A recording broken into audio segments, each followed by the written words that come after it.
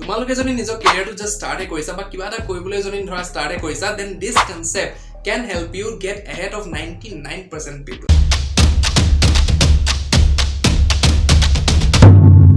So concept to naam hoise finding asymmetric opportunities. So asymmetric opportunities duta part ase. First one is asymmetric upside. So asymmetric upside mane finding those opportunities eneko opportunities jar mane reward to both basic upside to both basic kintu downside to both basic kom hoy. Aur second one is asymmetric downside jar mane downside to both basic mane risk both basic kintu upside to mane reward to mane both basic kom hoy. Thik ase. So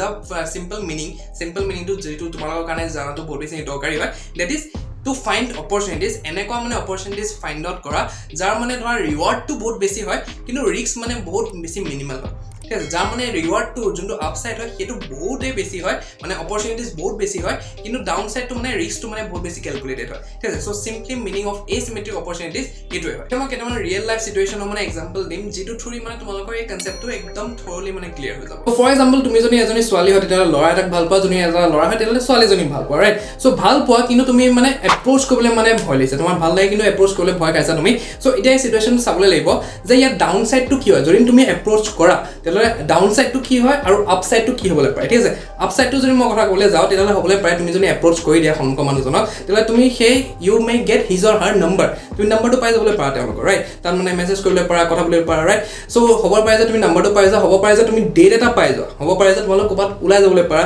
ডেটত যাবলৈ পাৰা কোৱা ৰেষ্টুৰেণ্টত খাই যাবলৈ পাৰা date এটা তোমালোক ফিক্স হৈ যাবলৈ পাৰা ৰাইট আৰু হ'ব পাৰে যে তোমালোক মানে লাইফ টাইমৰ কাৰণে একেলগে থাকিবলৈ পাৰা হ'ব পাৰে চান্সেছ থাকে ৰাইট সো আপসাইডটো বহুত বেছি আছে কিন্তু ডাউনসাইড কি হ'লে পায় যদি তুমি এপ্ৰোচ কৰি দিবলৈ পাৰা এপ্ৰোচ কৰি দিয়া নম্বৰটো খোজা বা ডেটৰ কাৰণে খোজা তেতিয়াহ'লে হ'ব পাৰে যে মানা কৰি দিয়া আজিকালি দিনতো মোলৈ স্কৰ মাৰি দিয়ে ৰাইট সো এনেকুৱা হ'বলৈ পাৰে যে মানা কৰি দিবলৈ পাৰে মানা কৰিলে মানে বহুত মানুহ আছে আৰু তাত হ'ব পাৰে যে এজনৰ তাত হোৱা নাই যেতিয়া বেলেগ মানুহ থাকিব আৰু ৰাইট সো সেইবিলাক মানে অপৰচুনিটিজ মানে ডাউনসাইডটো এইটো হ'লে পাৰে কিন্তু মানে আপসাইডটো বহুত বেছি হয় সো সেইটো সময়ত মানে তোমালোকে কি চাবলৈ লাগিব যে ডাউনসাইড কি আপসাইড কি আৰু আপসাইডটো চাই পেলাই মানে তোমালোকে তাত খালি এপ্ৰোচ কৰি দিবলৈ লাগে ৰাইট ঠিক তেনেকৈ এতিয়া যেনেকৈ মই ইউটিউব ভিডিঅ'টো বনাই আছোঁ ঠিক আছে সো তোমালোকৰ কাৰণে ভিডিঅ' বনাই আছোঁ সো এই ভিডিঅ'টো যেতিয়া মই পাব্লিছ কৰিম ইউটিউবত যেতিয়া দি দিম তেতিয়া ইয়াৰ ডাউনসাইডটো কি হ'বলৈ পাৰে ডাউনসাইডটো এইটোৱে হ'বলৈ পাৰে যে 0 ভিউজ আহিবলৈ পাৰে মানুহে নাচাবলৈ পাৰে ইউটিউবে তলত নমাই দিবলৈ পাৰে আৰু মই ডিলিট কৰিবলৈ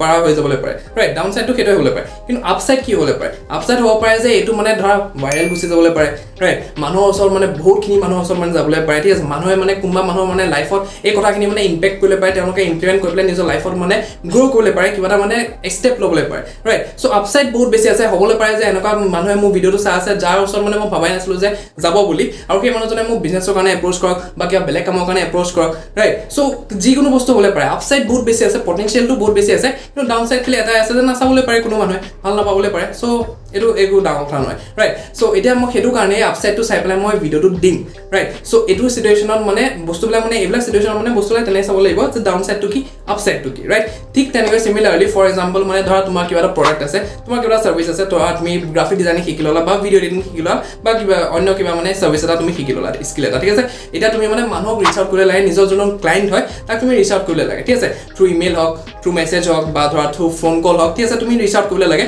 এতিয়া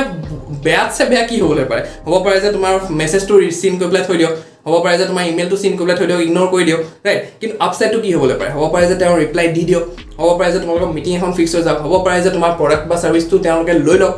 মানে আপসাইড বহুত বেছি আছে কিন্তু ডাউনসাইড একো নাই হ'ব পাৰে যে ইগন'ৰ কৰি দিয়ক তুমিও চিনি নোপোৱা তেওঁ চিনি নোপায় তোমাক একো ডাঙৰ কথা নহয় তাত ঠিক আছে ডাউনসাইডটো ডাউনসাইডতে থাকিলে কিন্তু আপসাইড যদি হৈ যায় তেতিয়া পটেনচিয়েলটো বহুত বেছি পটেনচিয়েলটো মানে তোমালোকে মানে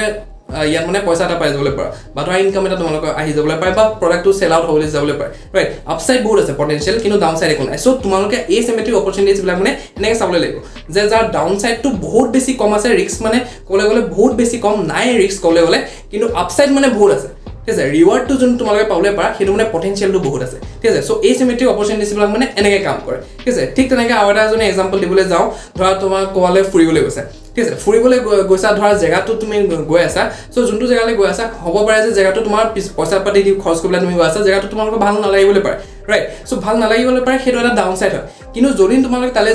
যোৱা গৈ বস্তুবিলাক মানে এনেকুৱা হৈ আছে যে হিউজ পটেনচিয়েল মানে কি ধৰা এনেকুৱা ৰিৱাৰ্ড পাইছা এনেকুৱা তোমালোকে ভাবি পেলাই যোৱাই নাই তেনেকুৱা বস্তুও হৈ আছে ঠিক আছে এনেকুৱা ফটোগ্ৰাফছ পাবলৈ পাৰা ভিডিঅ'জ পাবলৈ পাৰা এনেকুৱা এটা জেগা তোমালোকে মানে ঘূৰিবলৈ পাৰা যোনবিলাক মানে আজিলৈকে জিন্দগী তুমি দেখাই নাই ঠিক আছে হ'বলৈ পাৰে তেনেকুৱা ৰাইট সো ডাউনসাইডটো বহুত কম আছে হ'ব পাৰে যে তোমালোকৰ পইচাখিনি লোকচান হৈ যাওক তাত মানে ধৰা ভাল নালাগক কিন্তু ধৰা আপসাইডটো তাত বহুত পটেনচিয়েল আছে হ'ব পাৰে যে নতুন জেগা এটা দেখি পেলাই মানে তোমাৰ মা দেউতাক তুমি লৈ গৈছা মা দেউতা মানে বহুত বেছি ভাল পাইছে ৰাইট সো পটেনশিয়েল বহুত বেছি আছে তুমি ভাল নাপাবলৈ পাৰা কিন্তু মা দেউতাই ভাল পাবলৈ পাৰে পটেনশিয়েল বহুত বেছি আছে ডাউন সাইডটো বহুত বেছি কম আছে ঠিক আছে সো তেনেকুৱা সিচুৱেচনত তোমালোক সদায় মানে সেই অপৰচুনিটিটো গ্ৰেব কৰি পেলাই সেইটো লগত মানে যাবলৈ লাগে ঠিক আছে সো সিম্পল মিনিঙত মই তিনটা চাৰিটা এক্সাম্পল দি পেলাই তোমালোক বুজাই দিলো যে এচিমেট্ৰিক অপৰচুনিটিজ হয় কি আৰু এচিমেট্ৰিক অপৰচুনিটিজ মানে তোমালোকে যদি নিজৰ কেৰিয়াৰটো ষ্টাৰ্ট কৰিছা এতিয়া তেতিয়াহ'লে এচিমেট্ৰিক অপৰচুনিটিজ মানে ফাইণ্ড আউট কৰা ষ্টাৰ্ট কৰা যাতে তোমালোকৰ যোনটো ৰিৱাৰ্ড হয় সেইটো তোমালোকে বেছিকৈ পোৱা rather than focusing on the risk element ঠিক আছে সো এইটো আছিল এটা ভিডিঅ' আই হোপ দেট এই কনচেপ্টটো তোমালোকে ভালকৈ বুজি পালা চাগে আৰু নিজৰ লাইফত ইমপ্লিমেণ্ট কৰি পেলাই huge benefit ল'বলৈ পাৰিবা ঠিক আছে সো চেনেলটো যদি ফাৰ্ষ্ট টাইম আহিছা then do hit the subscribe button because 98% content consume কৰি আছে কিন্তু সাবস্ক্ৰাইব কৰা নাই so do hit the subscribe button এটা তোমালোকৰ কাৰণে সৰু কথা বাট মোৰ কাৰণে এটা মোটিভেশ্যনৰ ফেক্টৰ ঠিক আছে ভিডিঅ' শ্বেয়াৰ কৰি দিয়া যদি তুমি ভাবা যে এইটো বেনিফিচিয়েল কিবা কথা ক'লো মই আৰু বেলেগৰ লাইফত মানে ইম্পেক্ট আনিবলৈ পাৰে সো তোমালোকে শ্বেয়াৰ কৰি দিয়া লাইক কৰি দিয়া কমেণ্ট কৰি দিয়া বাকি show' love and support and let's grow' awesomely